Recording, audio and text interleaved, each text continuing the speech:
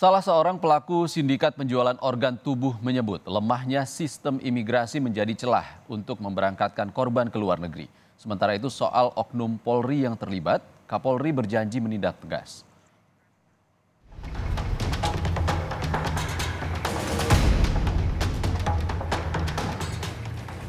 Pelaku yang bernama Hanim membeberkan adanya keterlibatan pihak imigrasi untuk melancarkan perdagangan orang.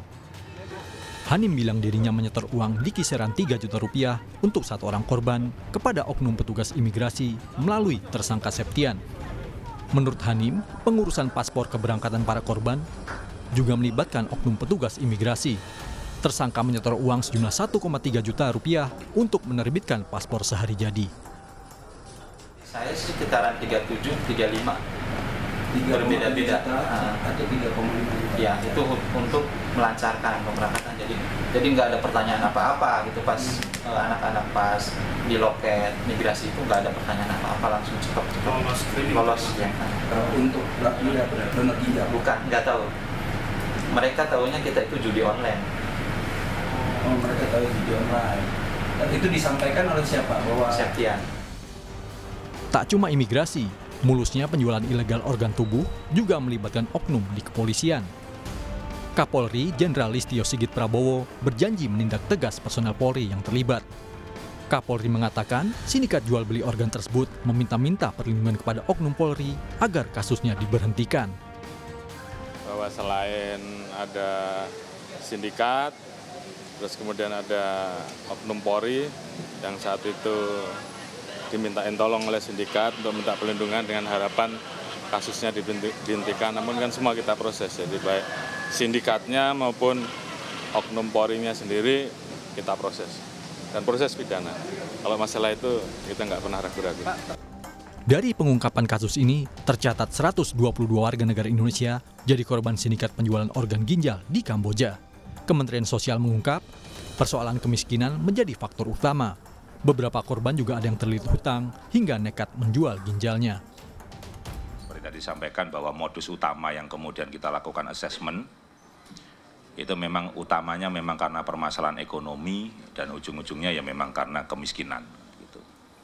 Dari total tadi yang disampaikan, yang sudah kami eksekusi, kami lakukan penanganan di balai maupun sentra kami yang ada di seluruh Indonesia, itu total per hari ini sudah ada 618 korban yang sudah kami tempatkan di sentra maupun balai kami. Saat ini dari data Kemensos, ada 618 korban tindak pidana perdagangan orang ditampung di 37 sentra dan balai yang ada di Indonesia. Tim Liputan, Kompas TV. Saudara, melalui sambungan Zoom, kami sudah terhubung dengan Direktur Kriminal Umum Polda Metro Jaya, Komisaris Besar Hengki Haryadi. Selamat siang, Pak Dir. Pak Hengki, salam sehat. Selamat siang Mas. Pak Hengki, sejauh ini sudah berapa orang yang ditangkap? Yang terbaru ada berapa? Yang sudah jadi tersangka berapa dan apa saja peran mereka? Yang pertama untuk tersangka sampai saat ini masih 12 orang tersangka, di mana 10 orang diantaranya ini adalah bagian daripada sindikat yang terdiri atas koordinator secara keseluruhan, ya, baik Kamboja maupun Indonesia. Kemudian pada saat di Kamboja itu ada koordinatornya sendiri, sudah kita tangkap juga yang pada saat itu kita kejar sampai ke Kamboja ya. Kemudian selanjutnya koordinator di Indonesia dan 7 orang ini bawahannya yang bertugas untuk merekrut, mengurus paspor dan lain sebagainya. Pak Hengki, ada dugaan keterlibatan anggota Polri dalam kasus ini. Apa perannya? Nah ini perlu kami sampaikan ya. Yang pertama anggota Polri ini tidak mengenal sindikat ini. Namun pada saat sindikat ini yang utama koordinator keseluruhan ini termasuk yang koordinator Indonesia ini panik. Dia mencari bantuan dikenalkan oleh seorang supir Grab. Bahwa ada seorang anggota kepolisian yang bisa membantu. Nah fatalnya ini setelah dipertemukan, anggota Polri ini kemudian mengajari untuk membuang HP. Mengganti kartu SIM, merusak HP, dan berpindah-pindah tempat yang pada intinya adalah menghindari kejaran petugas. Namun di sini akhirnya kita memang kesulitan, kita tidak bisa mendapatkan berapa data orang yang ke Kamboja saat ini, berapa orang yang masih ada di Kamboja dan lain sebagainya. Namun berdasarkan hasil digital forensik kami kemarin dari HP yang lain, kami pada saat itu ya, kita bisa mendeteksi 14 orang ada di Kamboja, sedang persiapan operasi transplantasi ini. Kemudian kita bekerja sama dengan Dupiter dan Bareksin, kita kejar langsung ke Kamboja. Intinya yang pertama ingin menyelamatkan dulu. Ternyata kita terhambat birokrasi di sana selama 2 minggu, akhirnya tercium oleh sindikat ini, orang-orang ini kemudian kembali melalui Vietnam dan kembali ke Indonesia. Demikian, Mas. Oke, Pak Hengki, penanganan hukumnya ataupun penyelidikan kepada anggota Polri itu tadi sampai mana? Ya, sekarang sudah kita tetapkan tersangka karena secara langsung maupun tidak langsung yang bersangkutan menghalangi dan juga mengganggu proses penyidikan yang dilakukan oleh Polda Metro Jaya, tim gabungan ya. Oke. Nah, kemudian di lain pihak juga kita amankan seorang oknum imigrasi ya yang menerima sejumlah uang dalam rangka memperlancar keberangkatan mereka. Ini kami tekankan ya. Bukan 3.200.000, 3.200.000 sampai dengan 3.500.000 per kepala. Per Jadi orang? kita akan hitung per orang, bukan hanya 3.200.000, 3.200.000 sampai dengan 3.500.000 per kepala yang diberangkatkan. Oleh karenanya kita akan selidiki, karena berdasarkan penyelidikan kami ini ada beberapa tempat favorit mereka untuk berangkat menuju ke Kamboja. Kita akan tuntaskan, termasuk apabila ada keterlibatan aparatur lain, kita akan tindak tegas sesuai dengan perintah daripada Bapak Kapolri. Dan kami harus tekankan di sini, Mas ya, bahwa ini adalah bagian daripada transnational organized crime. Artinya di sini aparatur memiliki otoritas memperlancar atau tidak daripada kejahatan ini. Oleh karenanya klausul itu, pasal itu ada di dalam Undang-Undang TPPO. Nah, oleh karenanya ini spesifikasinya nih. Oleh karenanya sesuai dengan perintah Bapak Kapolri, ya, dan kita akan tindak tegas tanpa terkecuali. Tidak boleh ada backing-backingan. Terima kasih.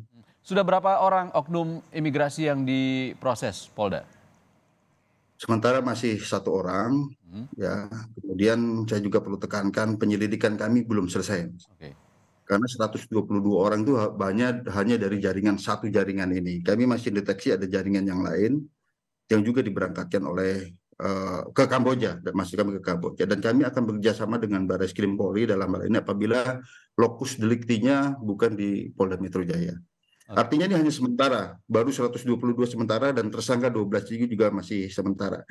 Tapi yang jelas di sini kita cukup prihatin ya, karena kasus ini merupakan suatu kejahatan yang sangat merendahkan harkat dan martabat manusia. Ya. Memanfaatkan posisi rentan daripada korban, kemudian dijual ginjalnya. Karena begini, Mas, saat itu ada seorang istri daripada pendonor ini yang datang ke Polda Metro Jaya. Setelah kita konfirmasi hadir, mereka menangis karena suaminya ini tahunya bekerja di luar negeri, dan ternyata setelah kita beri penjelasan bahwa ini ada jual beli ginjal, mereka menangis. Nah, ini dalam undang-undang kesehatan pun itu tidak diperbolehkan apabila bersifat komersial ya. Jadi intinya mereka memang berangkat sana disepsi ya, menyatakan bahwa untuk bekerja di luar negeri. Baik, Pak Dir, ada satu DPO juga yang harus dikejar ini untuk mengungkap ini yang bernama Miss Huang. Apa yang sudah dilakukan Polda Metro Jaya sejauh ini? Ya, sekali lagi kami sudah membentuk tim gabungan atas saran Bapak Kabareskrim ya, antara Kaduf Binter, Barreskrim, dan tim kami. Kita akan berkoordinasi dengan pemerintah Kamboja dalam hal ini ya, terkait dengan DPO ini, karena kita harus dalami betul ini warga negara mana, ya kan? Memang ada dalam azasnya yang pertama harus double criminality, bahwa ini memang tindak pidana baik di negara Indonesia maupun Kamboja. Ya. Kemudian juga tidak ada kewajiban dari warga di sana untuk menyerahkan warga negaranya. Nah, kita harus dalami ini dulu. Ini warga negara mana nih, Mr. Huang nih? Nanti Hubinter yang akan mendalami bersama tim kami. Mister atau Miss? Miss. Miss Huang, dan ini Mr. Chen. Nah, ini dokternya ini Profesor Chen ini yang kita akan dalami juga. Ya. Artinya termasuk Profesor Chen dan Miss Huang yang saat ini di DPO? Ya, artinya kita akan lihat apakah ini warga negara Indonesia, Mas. Oke. Ya. Baik. Tadi karena TKP ada di Kamboja ya, bukan di Indonesia. Ya, Pak Dir, Anda mengatakan lokus delikti ataupun lokasinya ini yang menjadi halangan. Lalu otoritas di Kamboja menanggapi kasus ini seperti apa? Ya memang kemarin kita mendapatkan kendala di sana, ya birokrasi yang sangat-sangat rumit kita alami, ya. Pada saat itu juga kan tujuan kami awalnya adalah ingin menyelamatkan orang ataupun 14 orang ini yang akan dioperasi transplantasi ginjal itu. Ternyata dengan birokrasi yang sangat ketat ini akhirnya tercium kami ada di sana untuk menjemput ya. Untuk menjemput, akhirnya mereka dilarikan melalui Vietnam kembali lagi ke Indonesia.